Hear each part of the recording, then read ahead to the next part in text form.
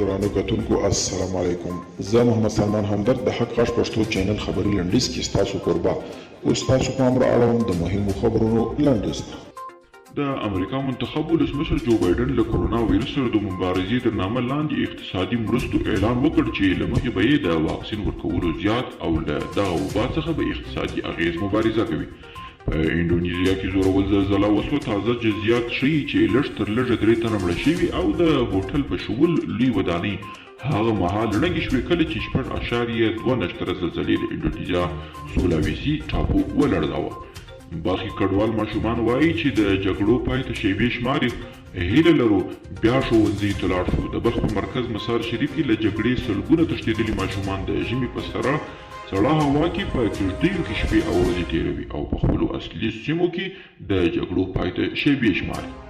د تاوتریخوالي او ګنګوسو تر څنګ ملګرو ملتونو په چین کې د کرونا وایرس په اړه تحقیقات شروع کړي.